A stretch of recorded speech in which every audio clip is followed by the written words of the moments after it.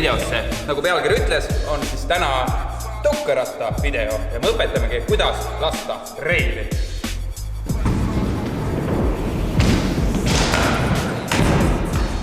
Meil ongi siis Anette ja Kemo ka abis ja kohe lähemegi siis asja kallale. Alustame siis õpingutega. Selleks, et reile lasta, tuleb teil ilmselgelt leida siis sobiv käsipuu ja alustuseks sobibki siis enam-vähem põlvekõrgune või madalam, et te kohe endale siis köögil-möögist ei kukuks seda varandust. Ja harjutamiseks on siis selline nipp, et lähete siia reili kõrvale, kannad on reili pool ja proovite lihtsalt suht nullhooga siia peale saada niimoodi, et reil jääks kahe jala vahele. Ja tagasi. See on siis selleks, et saaks sellest esialgsest hirmust üle, sest kohe tulla täie hooga ja peale hüpata on päris hirmus. Nii et harjutate seda, kuni te tunnete ennast enesekindlalt.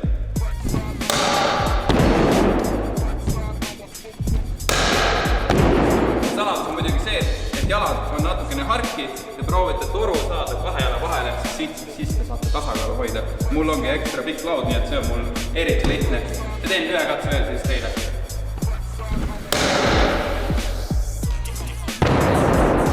Ja kui see on selge, siis saame minna järgmise sammu juurde. Paneme siis turvavarustuse pähe, soovitan alati siis turvavarustust kasutada, eriti kui sa õpid uusi trikke. Aga nüüd, kui sa suudad juba koha pealt ja reili peale hüpata, suudad natuke tasakaalu hoida ja maha hüpata, tuleks proovida seda sama asja minimaalse hooga ja vähemalt millimeeter, sentimeeter või detsimeeter sest ära grindida. Vaatame, kas välja näeb väike hoog. See on siis selleks, et saaksite hirmust üle ja näitan teile veel kord siis peamised vead, mis tehakse.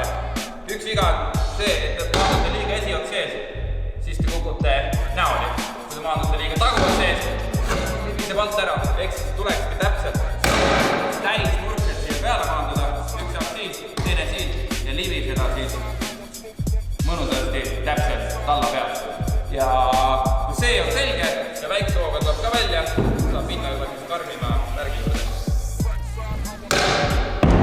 Muidugi ärge unustage, et selleks, et see libiseks, tuleks siia panna vaha või küünad ja siis on asi palju lihtsam. Nii et nüüd ma teen veel viimase väikse hooga ja siis teeme suurte meeste asju ka.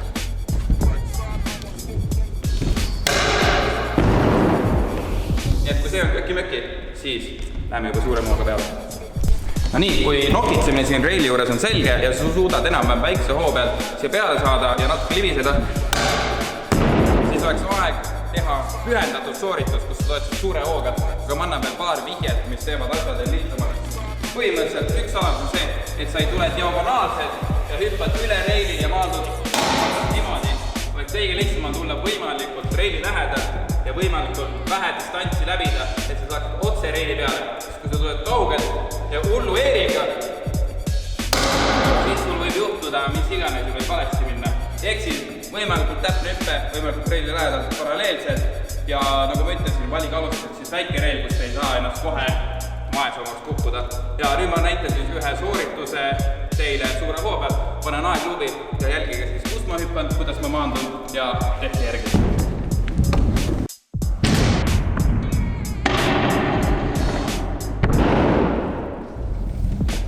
Põhimõtteliselt nii lihtne see ongi. Üle ei tasu mõelda, kindlasti jälgige, et siis toru oleks vahaga koos, et see libiseks ja võite ka laua alla natuke vaha panna. Aga nüüd jätkame siis tehnilise osaga, kus ma seletan lahti trikkide nimed, mida reili peal teha ja teeme siis ka mõned demonstratsioon näited teile. Ja teeme teile ka kiire teooriatunni. Kui te veel ei teadnud, siis kui sa sõidad parem jalg ees ja vasak taga, siis on goofy jala asend. Ja kui te sõidate vasak jalg ees ja parem on taga, siis see on regular jala asend. Ja kui te sõidate jalad paralleelselt, siis lõpetage jama ära ja valige kumb jalg teil ees on. Nüüd lähme korra reili juurde ja ma räägin teile ka natukene trikkide nimetused. Reili peal peamised trikid, mis tehakse, ongi siis board slide ja saab teha ka lip slide. Lip slide on siis, kui sa tuled ja hüppad üle reili, taguratas, üle reili ja maandud slide. See on siis lip slide. Ja kui sa sõidad kannad reili poole, nimetatakse seda backside ehk siis teppu pool. Ehk kui ma tulen siit ja maandun kannad siin pool, on see backside, board slide. Aga kui ma tulen siit poolt, ehk siis oma varvaste poolega, näo poolega, on see frontside ehk esikülg. Ehk kui ma hüppan siit, on see frontside board slide. Ma arvan, et saite aru küll. Kui jäi segaseks, siis video alla, millest aru ei saada täpselt. Ja nüüd, kui ma tahan siitpoolt hüppan üle reili, on see frontside lip slide ja kui ma tahan siitpoolt hüppan üle reili, on see backside lip slide. Ja nüüd, et asi natukene lihtsamaks teha, ma näitan teile need trikid ette, panen triki nime alla ja siis te juba saate aru sellest teooriast. Nii et let's do some tricks.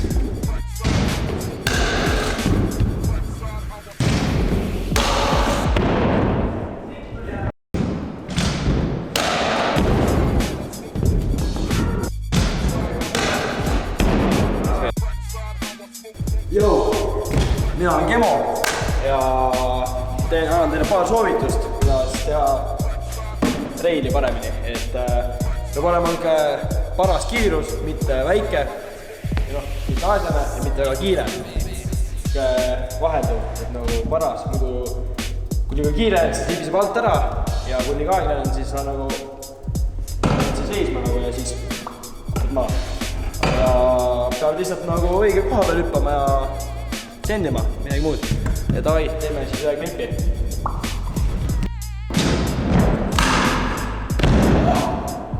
Kuidas sa seda tegid?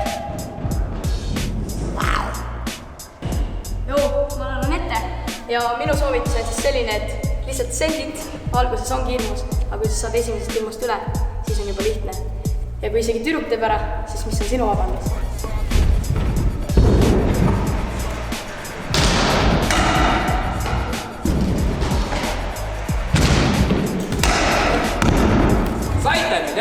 Saite, jah? Mul on pind katkaugus. Pind!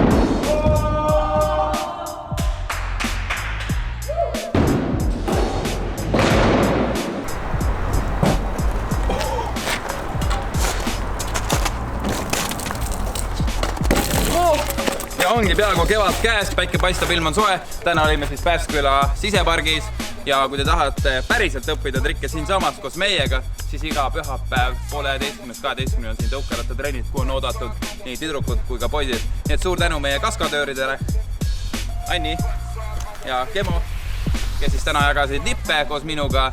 Ja võite siis video alla kirjutada, mis võiks olla järgmine õpetus, sest et Getropi kanal saigi alguse siis õpetustest ja proovime siis uuesti teid õpetada ja viia järgmisele tasemele ekstreemsporti. Aga nüüd, ilusa ilma puhul, ma lähen natukene tarbin D-vitamiini ja võtan päikest.